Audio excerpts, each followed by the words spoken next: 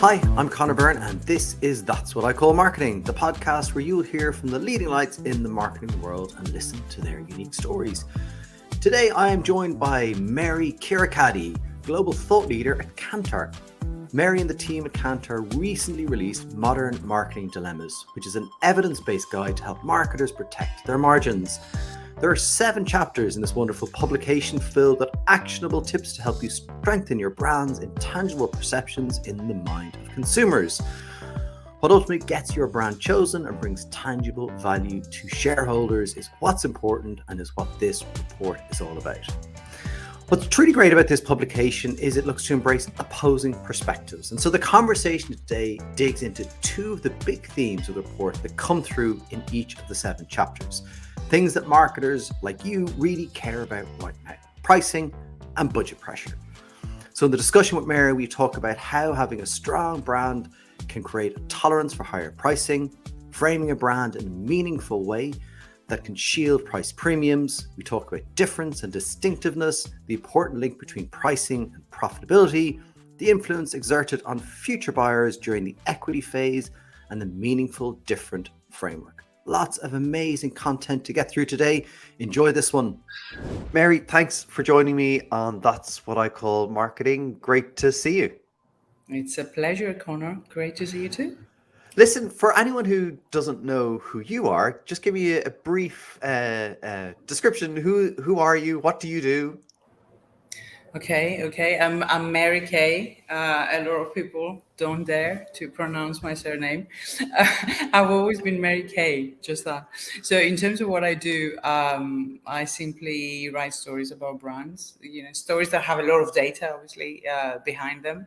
So I speak to the Kantar scientists quite a lot, and then we use that fresh data as it comes out of the lab, and after a significant amount of thinking, the writing begins. But this is what I do. My role is predominantly to simplify those complex charts and package it in a way that is more understood by people out there in the industry, readers or clients. How did you get into it? Through the back door, really. I was in broadcast media for a while, so I was at the BBC and I was a client of Kantar. So I joined them around 4.5 years ago. And one job led to another within Kantar. Yes, but I knew them as an agency because I was working with them. That's how it started. Amazing. It's always interesting how people land places. And you've mentioned Kantar. For anyone listening who doesn't know Kantar, tell me what Kantar does. I know for a fact that awareness levels are quite high, but I'm going to tell you. But for those who don't know us, Kantar is a data analytics and brand consulting company. So I would say, do you want to know what makes your audience tick? You come to us. Or do you want to know what tools to use to make a more meaningful impact? You come to us. I would say that we are an agency with a heart, an nymph, and a surplus fire in the belly. I think that's where we are. We have, we have products, we have analytics, power of analytics, but we also have, in our minds, or the scientists' minds, the deep brand building expertise. That's what we've got. Amazing. And recently you released Modern Marketing Dilemmas, which so I saw it, I was like, first of all, what a wonderful title, because it's just, yes, there are many marketing dilemmas that we're all facing. What was the intent, or how did it come about, that report?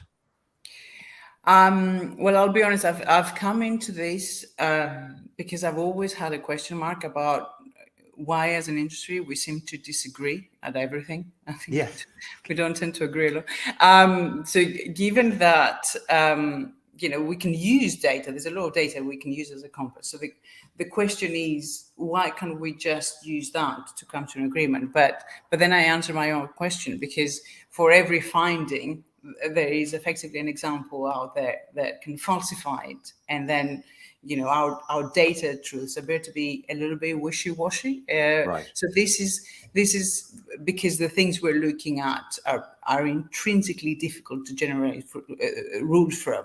So that alone, as a fact, fascinates me, and I wanted to find the truth, the empirically proven truth, and back it up with a lot of studies. But the intent, actually, of creating the report was to help marketers better fight their corner in the boardroom. This is what we wanted to do. This is the intention.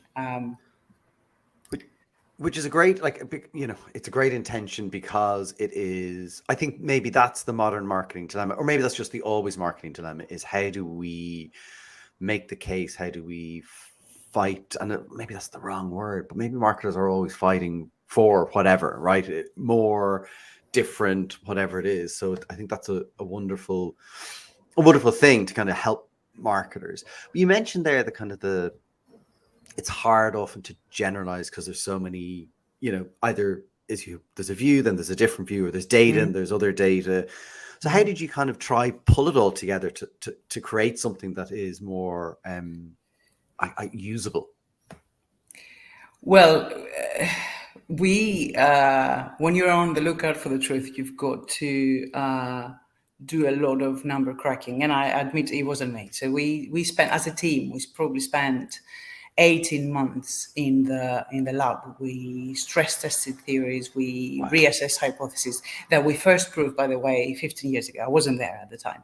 And we were prepared rather to accept any truth that would come out of that. And if we had to, we would tear up the textbook and do an 180, or even on our framework.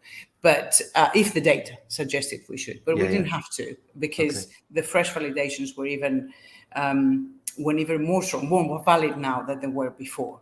But in terms of packaging it, you've got to find the story. You've got to find a captivating story and present it, as I said before, in a simplified. I'm very passionate about that. I'm very passionate about the simplicity which you're gonna use to present it. Yeah, it's for the because it's, I think, to get to the understanding, the usability, and then there's within the report, there's places to go deeper, find out more, or obviously get in touch with Kantar. That's where the value comes from it. There were a couple of key themes out of the report, just for, again, anyone who may not have yet read Modern Marketing Dilemmas, which they can find on Kantar's site. What are the themes that you cover in the report?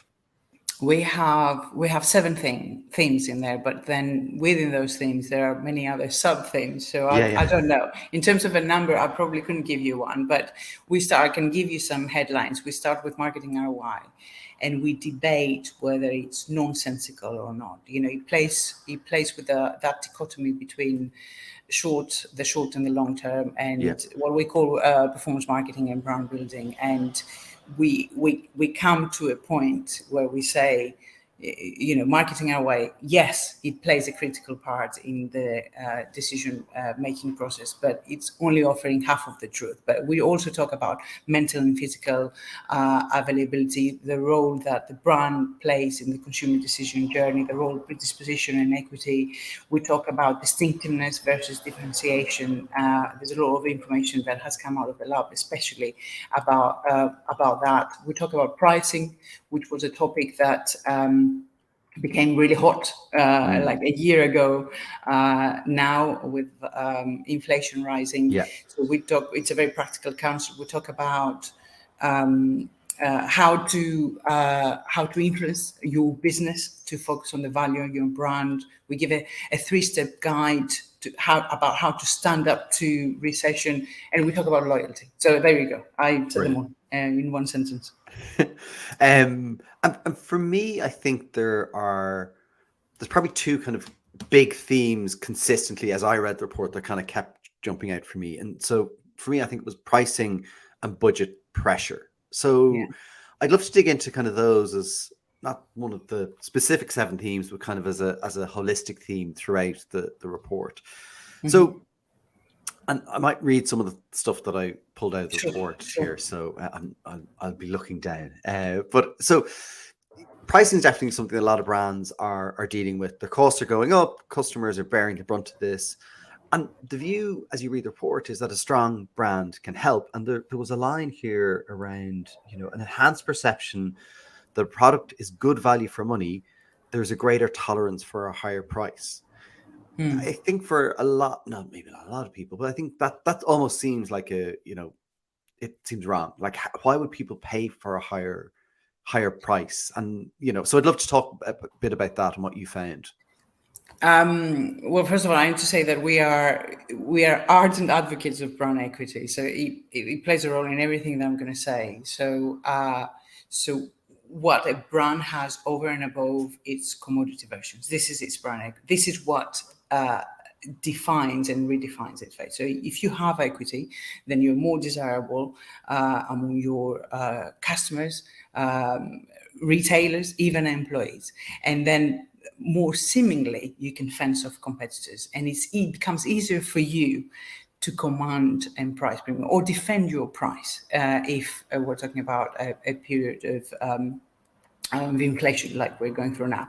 So strong brands, we have found, and there's a lot of evidence around this, they can be more resilient when times are tough, and they can also recover faster after a crisis, in a post-crisis situation.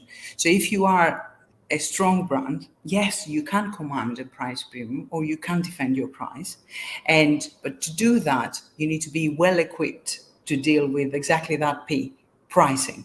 So but in my view, actually, pricing is like what hair is claimed to be for Samsung, but it's also at the same time it's also their Achilles heel, because not everyone is dealing with pricing. They don't necessarily think that is part of their remit.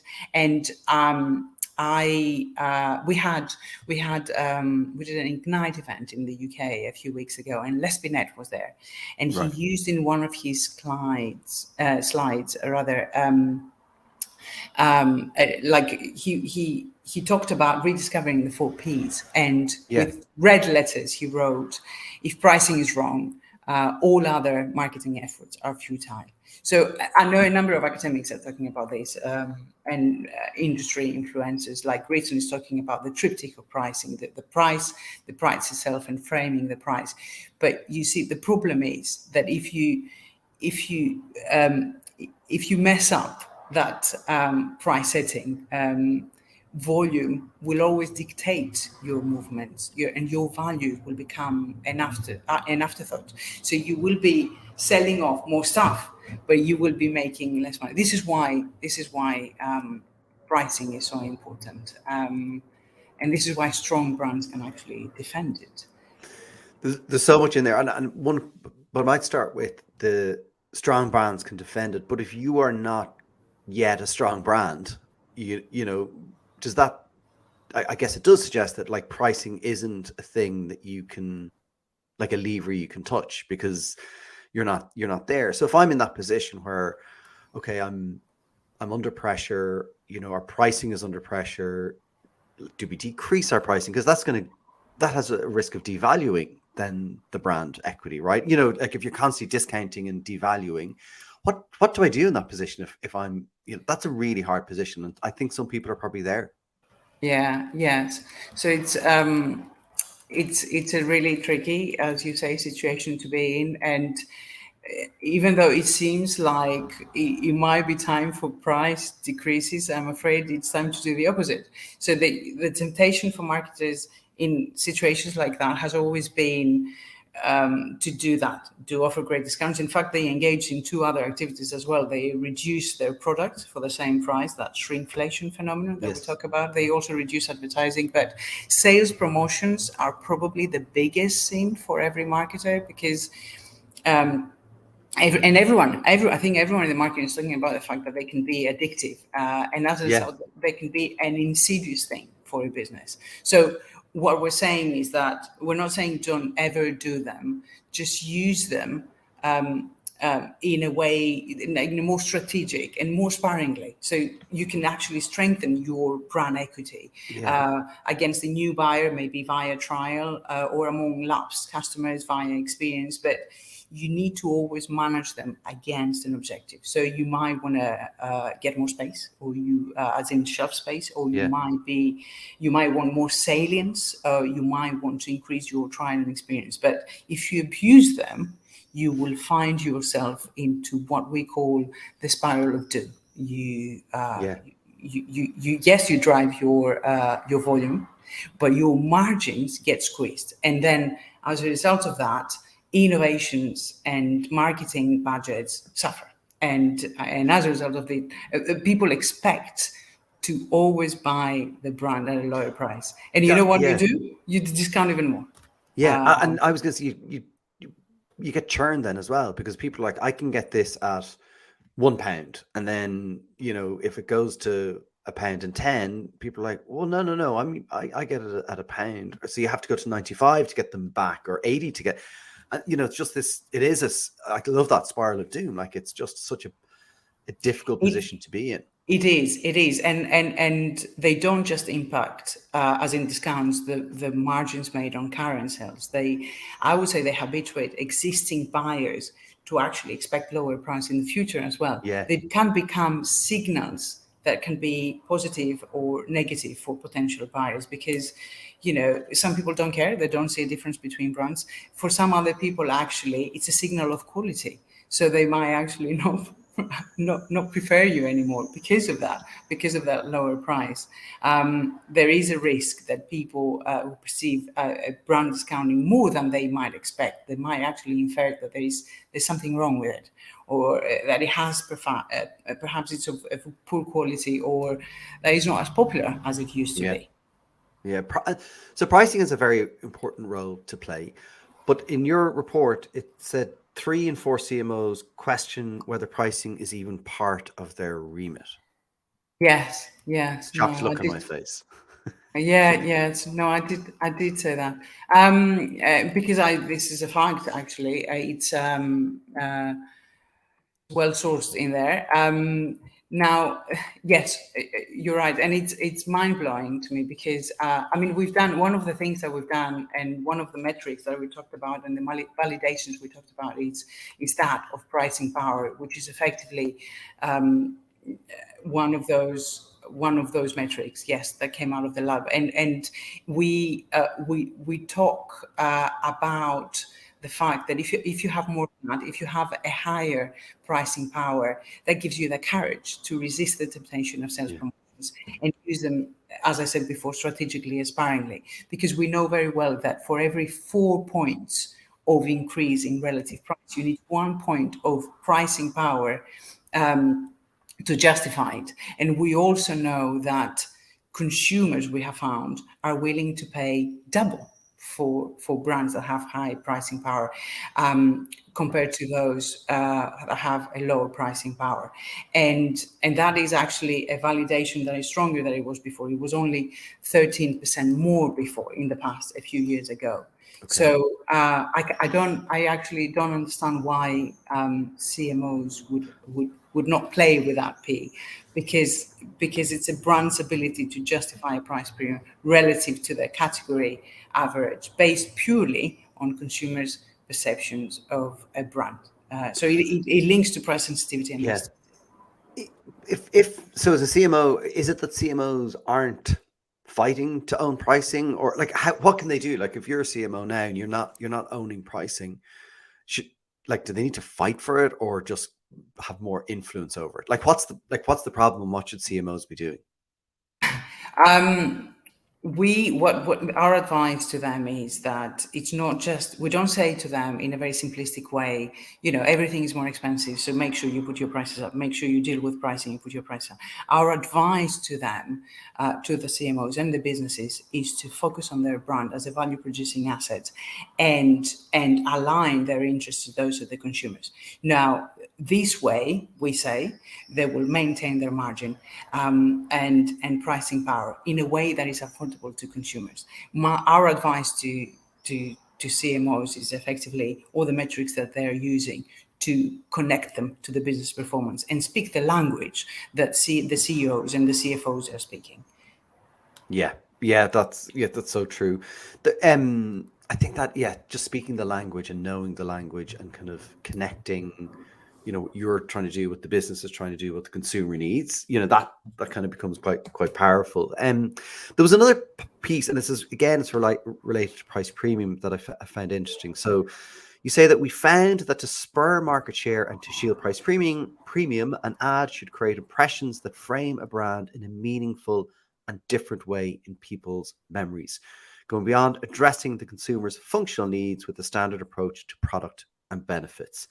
And you say that there's plenty of evidence to support that. I'd love to talk a bit about that and some of the evidence that you found that supports that view. We test over, I think, 13,000 ads in a year. That's a lot. It's a lot. Yeah, you're right. There's a good team of people who are doing that. Nobody's sleeping in the lab, right?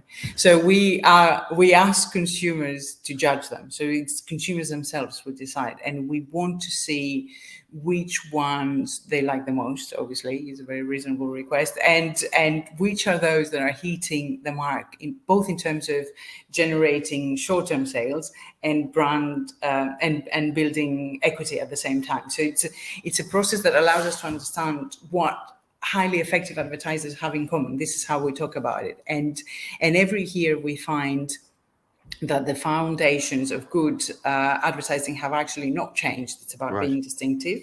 It's about getting the attention, winning the attention, although ensuring at the same time that the brand is at the heart of your creative. It's about being meaningfully different, what you just talked about, triggering an emotional response, and of course, talking to your customer. Don't lose perspective of consumers because you get too close to your brand, right? But when we talk about that meaningfully different piece, the information that we have found is that brands that convey a meaningful difference in their advertising can grow faster than those that grow on creative excellence alone. And I think this is quite powerful because you've got to bring that in, and then you have even stronger foundations.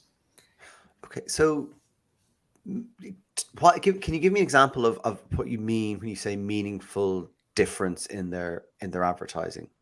There are a couple of advertisements that are listed in the report. I remember Bosch as an example. Okay. So it's actually it can be actually quite vivid for those who want to watch the ads. They can play them as well. So probably it's like an image is worth 1,000 words. I would say it's worth even more. Maybe we can even play it if you want, but it's the examples we have in there. So it's a Bosch ad that consumers rated as one of the best in the Kantar Creative Effectiveness Awards. I think it was last year. That brings exactly that, the meaningful difference to life. They use storytelling, the art of storytelling, and it's a family situation. The ad presents a considerate gesture of a loving son who is about to leave home, I think, for the first time, and what he does to soothe his mother's sadness. So it's a nice example. It's a good way to stand out, that meaningful difference, creative, and boost effectiveness. This is what we're talking about. Amazing. And I will add, I'll add a link to that ad actually in the show notes, and also in the YouTube link as well, so people can watch it, because I think that's really important. Actually, pause this, go watch the ad, because then it all starts to make sense. But I think that's interesting. But you mentioned creative, and so the meaningful difference is more important than creative, or it has to be done in a very creative way. It. Yes, it should be one of the components. It should be one of the things that you do to be a winner in that, to get through to the consumers, to be noticed, and to win more brownie points in their hearts and minds. Yeah, and you also talked about distinctiveness. So where is the balance between differentiation, distinctiveness? What's your view on that?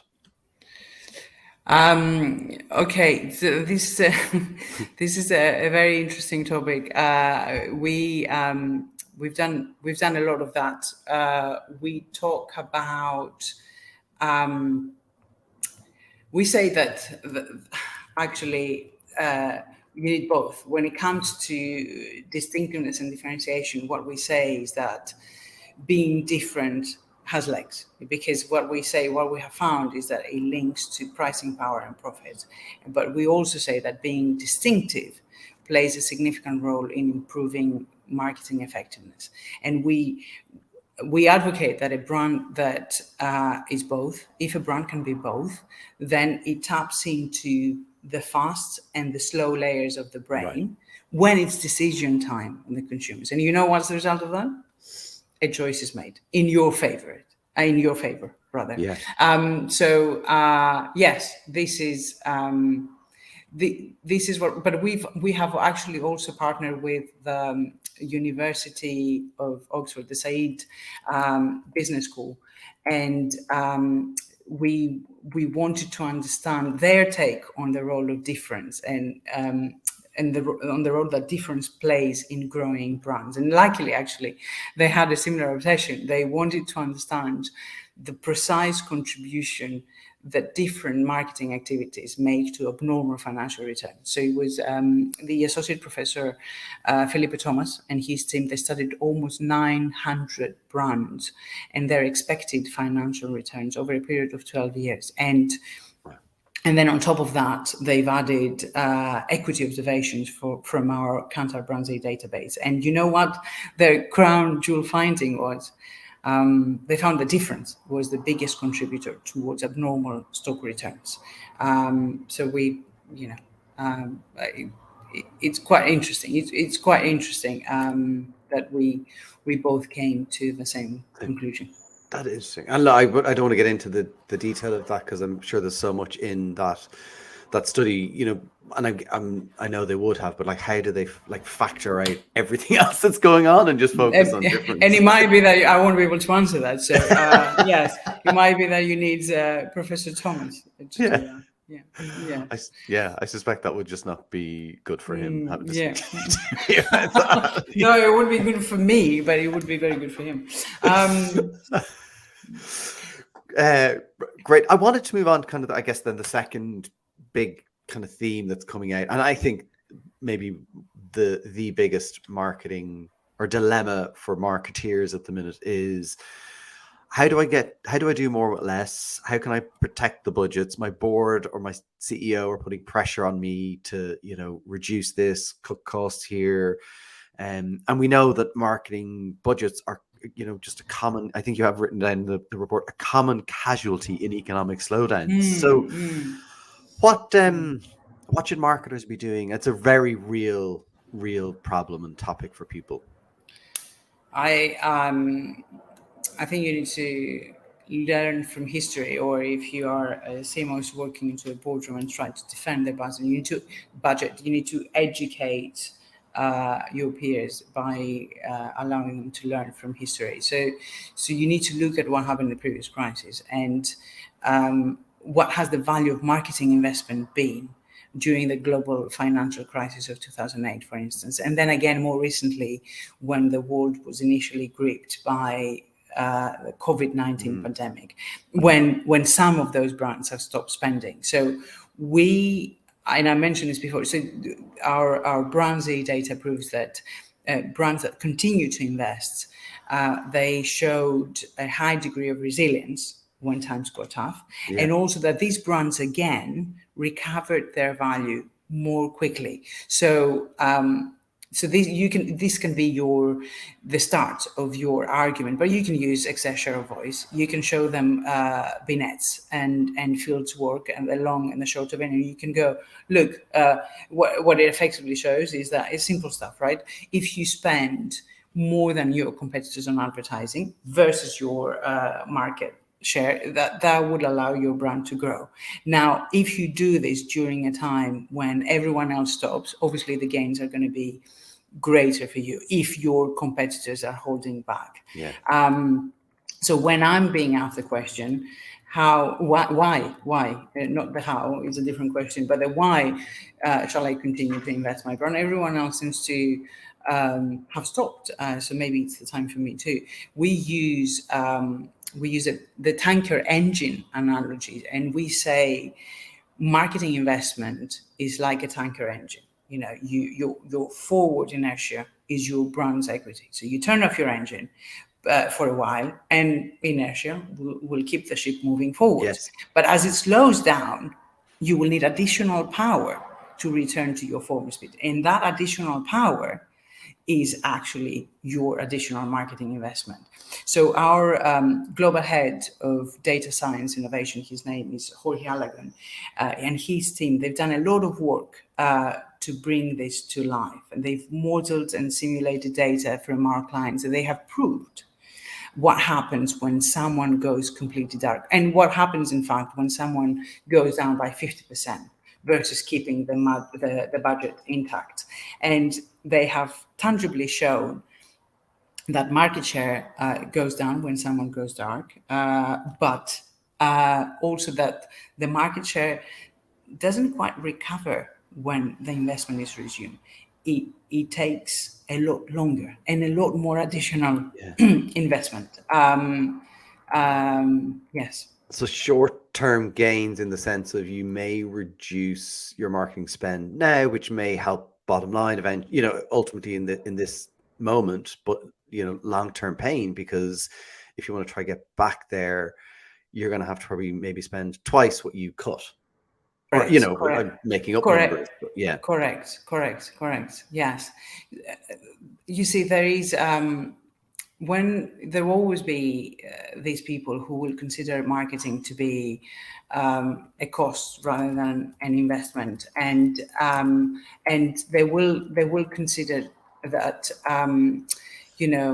there is that any investment in brand building is probably a luxury or a vanity project, but and good luck to these people, actually, and probably good luck to the people who are working with them. It's tough, but there's a lot of data out there that can help you make your point and stand your ground and defend your budget. And the reality is that the more you do what we said before, which is to connect, you work with your equity, understand your equity and the impact of your equity, and connect that to your financial performance and build models around that. Then you can prove to them in a very financial language that you make improvements and you're moving all these indicators, and you create a group of happy people, I would say. Yes, but you need to do the same thing with your marketing investment as well.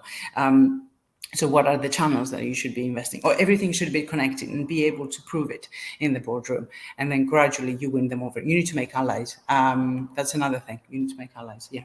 Yeah, I think what's interesting there is I probably isn't saying to people that you shouldn't not be open to the idea of budget cuts, right? Because I think that's very important, because sometimes when we hear the stuff like, oh yeah, easy for you to say, you're not in that room, and you're not seeing the monthly report, etc. And so there's probably a balance in it, like everything, where it's like, yes, you may need to make cuts. What we're saying is try not make significant drastic cuts that are going to hurt the future equity and future performance of the brand and the business.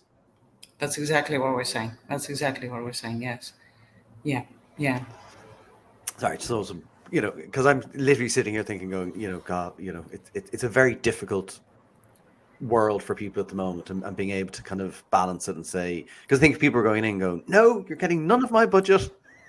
No, that's true. And there's strong evidence that comes from Marketing Week, a language of effectiveness survey, that suggests that a lot of businesses are still struggling to prioritize brand building. So it all comes down to that balance again, because they're spending money on something. Yes, they're budgets are being slashed, but we see that the performance marketing part is being prioritized, and our media reactions actually survey verifies that story. We know very well that although 86% of marketers agree that it's important to measure effectiveness in the short and the long term, only 23 of them actually measure the short and the long term integrated way. But I am actually an optimist, from my conversations with clients and the clients' services team in the business, I observe that the tide is turning in the sense that the C-suite is now more than ever before willing to touch on the consumer mindset, and they want to hear. They want to hear how they will be able to increase their lifetime value. This is quite important. So, in order to be taken seriously, you've got to do your math, those connections that we said to the business performance, and then use the lessons from history, and you should be in a much better place. Do you think like part of the problem might be the naming conventions we have on things, brand building, long term, and then performance, growth? And a friend of mine said to me that the person who came up with the phrase performance marketing is a branding genius. Because it's become very sticky, and it suggests that all other marketing is not performing by its name. Like, do we need to try and move away from the categorization and probably get back to talking about marketing, business problem, marketing, and here's the solutions, and not worry so much about, well, this is performance, this is brand building? Yeah, I don't disagree with that. But the reality is that a lot of this stuff usually there are actually siloed teams in a business as well. So it's a very tangible thing. It's a very realistic scenario where you have two different teams working, not necessarily in an integrated way. And I know that some people, it might have been the B2B Institute for LinkedIn, they're talking about in a long-lasting performance. They talk about the brand building, and I get it, and I think renaming it and branding it in a way that is more helpful to marketers will actually move us forward to the right direction. But it's not that it's not it is an issue, and it's more than a language issue. It's probably more linked to different areas of the business working with different objective sets in front of them. Yes. Yeah. I've seen that where, you can have, performance or growth teams very tied to product, and so that becomes very different, so it is, you're right. It comes down to objectives. It often comes, I was thinking about this morning, it often comes down to like structure of marketing teams and how a marketing team is structured, because then sometimes it becomes easier to go, oh, well, I can give it there because I can see immediate returns. Like it's a very complex, it's not, don't understate the simplicity of it. It's very complex, but I just want to get your view on that. There was another thing in going back to the report, Modern Marketing Dilemmas. You talk about the equity phase. So the influence exerted on future buyers during the equity phase is much greater than simply widening the mouth of the funnel, as in due time its neck will widen too. And I was reading that going, that kind of feels like a very interesting way to look at budgets and investments. Can you talk to me a bit about what you mean by the equity phase and kind of that widening the funnel? Yes. So we looked at it's the second article, right? So we look at the role that the brand plays in the consumer decision journey. And we have found that out of the three stages that we've identified, equity plays the most crucial role. So if you have equity, you will trigger future sales. And I mean, think about it. Investors relish the intangible value of your brand and give it a generous market capitalization because they know that sales and profit will come from future buyers. So equity unlocks penetration that hasn't happened yet. In a way, it does that. It unlocks penetration that hasn't happened yet.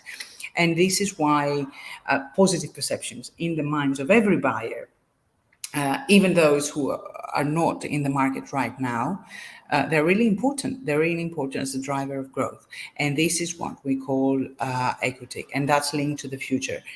And it's not. It's very close to the 95 Five, yeah. 5 ratio. Yeah. Yes, so for B2B buyers more Yeah. so. I think they talk about it, but also it was from the Airbus Institute before, so it was reframed now. But only 5% of those buyers are in the market right now, and 95, you can't really reach them. You can't convince them to come in, right? They're out of market, and maybe they won't buy for months or even years. So working on that equity, on that predisposition in the minds of the consumers for when they're ready, for the time when they're ready, is actually quite important for consumer choice to be made Yeah, when and the it's time is very, right.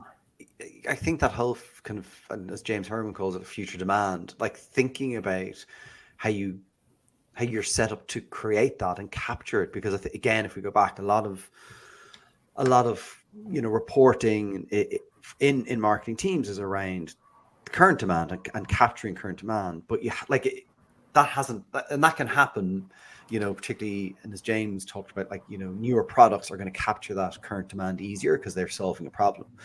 But to create that future demand, you really have to think about, the longer term and your category. Know your category and who your buyers in that category, right? It's, and that takes time, and you need to understand your consumers. Yes. We talk about it we talk about demand power. The 4 metrics that were presented in another article of the report. We talk about demand. Everything is purely based on perceptions of a brand, right? So, like demand power measures what you were saying now. It measures a customer demand right now and correlates to the market share. But future power is the probability that the brand will grow value share in the next 12 months, which is quite powerful. If you're thinking about, if you're in it for the long term. Yeah, and that's the part of the meaningful different framework, right? Because there's the 4: there's demand power, pricing power, future Correct. power, and activation power. And Correct. you talked a bit about that, something that you first proved 15 years ago, and these fresh validations have actually kind of almost doubled down and saying these are the right ways to think about it. Can you talk to me then a bit? We talked a bit about some of them, but maybe a bit more detail to people. What is the meaningful different framework, and then these 4 powers? I love the word power. It's great. So, these 3 dimensions, effectively, you put them together, and the offspring of the 3, in a very practical way, I'm going to describe it, can give you those powers, which are surrogate metrics for what's going to happen now and the future in terms of your sales. So we just talked about demand powers. It correlates to your market share, and then your future power is what's going to happen in 12 months. And what we're saying is that, and then pricing power is the brand's ability to justify the price premium, again, relative to the category average, based purely on consumers' perceptions of a brand. So what we're saying to the CMOs is that if the CEOs and the CFOs are not necessarily playing nicely with you in the playground, what you need to do, the challenge, I suppose, is to win them over and actually use those metrics of demand power, of future power, and pricing power. They can help you do exactly that, be more popular, and I suppose because you're linking them to their financially driven metrics. Yeah. Every time you prove that you're adding value to your brand, and that's in addition to your sales performance, you see. So that goes very well with what we kind of described without naming it before, a more balanced scorecard. So the meaningfully different framework, so meaningful different and salient framework. So we're saying be those 3, and if your brand can be those 3, you can win the battle of sales now and in the future, and you can resist, you can be more resilient in crisis, and you can recover faster in the aftermath of a crisis. And yes, you can fence off competitors. It can be quite powerful because it's more than the sum of these 3. That's why we talk about the framework, and that's why we're bringing in the framework to into every solution that we offer. Right. It's in the background. So we're encouraging our clients to see whether they're moving the needle across these metrics, these brand metrics. But there are other, the slow, and we talk about this in the report, the slow moving indicators and fast moving indicators. So these four would be slow moving. They're incredibly important, but they don't move as fast as other metrics. So what we're saying is keep on monitoring them, but look at them every 3 to 12 months, depending on your category again, depending on your market. That's when you should expect to see a movement. That's really interesting. 3 to 12, like 12 months seems like a long time away. If you're only looking at these every 12 months, that seems like, how are you selling that in? I don't mean selling, but is there, you see, I think the biggest problem in selling it is not in selling the actual metrics, is in actually convincing, let's say, a brand manager that they need to understand what is in people's minds. Because we know very well that 9 in 10 brands over measurable status don't actually track their brand equity, which I would say raises the question of whether a brand manager title accurately reflects their responsibility. So, successful brand managers have got to do the exercise of actually sitting down, understanding what are the attributes they want to stand for, and what are the ones they want to improve, what are the ones to be associated less with in about 12 months. And after you've done this very valuable exercise, then you should measure that, create a tracking system that will help you measure all that. Now, some of those indicators you're going to bring in your amalgam of indicators for the long-term sustainable growth will move fast, and some of those will move more slowly. So you need to be well aware of that, so that you know what to expect. And they're very, it's a very long conversation, but we can have it. But when I mentioned the 6 to 12 months, you should, when we're talking about brand strength, when we're talking about predisposition, when we're talking about conversion to sales in the long term, becoming an easy choice, or changing the perceptions in the minds of the consumers, whether you're worth now more than what you're currently charging. So coming back to your pricing power, these metrics are slow moving. So they matter a lot, though, even though they don't move a lot, which is quite different to, in the short term. For instance, you would look at search and social. That changes on a daily basis and on a weekly basis, depending on the campaigns you're having. You're getting those first signals of brand response, let's say, to your advertising. You measure whether it's effective.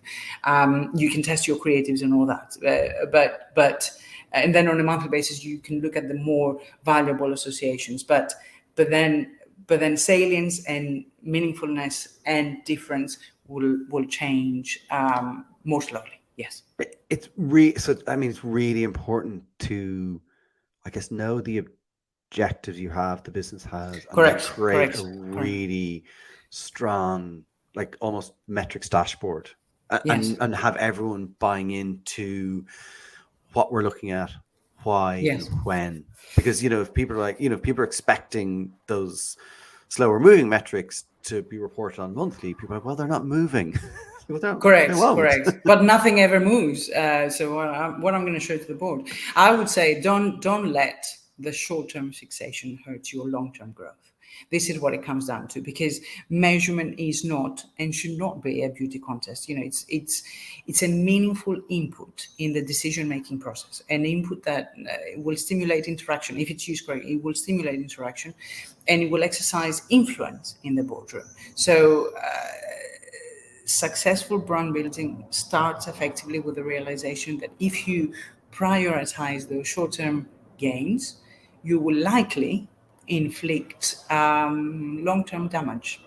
And the realization that links to everything we were saying before, that the realization that the stronger your brand, the more superior your shareholder returns, and the greater the contribution to the business's future cash flow. Future, we're talking about 12 months away. But if you're in it for the long run, sustainable growth is the only option. Yeah, and how do people use? I mean, this report. Like, download it and hand it to your CEO is one thing. Is one thing Yes, people can yeah. do. But what should people be doing? Because you can read it. There's so much, as we've talked about. We've only scratched the surface, to be fair, of this report, and there's so much in it. There's so much great information. What can people be doing with it? The easiest answer would be to they give us a call, but I don't know if that's the only thing. Some people give us a call directly. Some people get in touch with me, and then I direct them to other people. Sometimes it helps if someone external comes in and talks about these things. So I've done this a couple of times. Well, actually more, and there are more planned. I'm actually talking about this exact thing in Prague next week at the WPP Expo. So I know many brands want their CEOs to take note, but you're right. Whether it's them as agents or they use an external agent is it's completely their own decision to make. It's interesting because some of the people who have downloaded the report, they are already clients of ours, and they use it as ammunition to go in and say, you see, I told we have made the right decision, and we should keep on doing that. But I think it helps a lot to start moving the dialogue in the right direction about why you should take a step back and before you do your strategy, do your diagnosis, do your brand tracking in any way you want. We say use tech. We have tech in there that complements the brand tracking, and you can do magical things with it. Others, say different things, but fundamentally, at the very essence of it is, set your objectives and then measure them. That's what we're saying. Yeah, and I do think you're right. It is a very interesting thing where sometimes bringing somebody in to talk about this, kind of almost hasn't got skin in the game. The way here's the evidence. I can tell you about the evidence. You can do what you want, because sometimes if it comes from the marketing team, they're like, oh, here they go. Here they go again, trying to convince us. And so I think that is a very, often useful way of kind of just saying, look, here's somebody who's done, and not necessarily you, but here's somebody who's done research, who's looked at all the data, looked at the evidence. They've no skin in the game whether we spend or not, right? So that's I do think that I see that as a very useful tool, and so it's great having reports like this that are there and available, and people can leverage or find other ways to leverage them. I think it's helpful, even sharing this to CEOs or CFOs, that if people want to listen to that, it's a different perspective, and I think it's really, really helpful.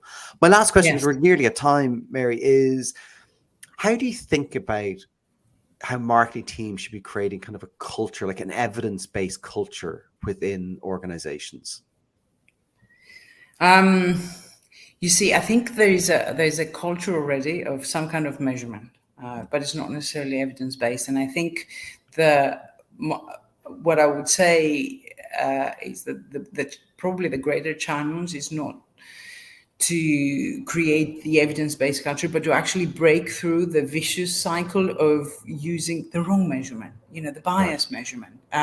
Because if you do that, you get stuck. It's very hard to get unstuck because it's far too sweet. So it's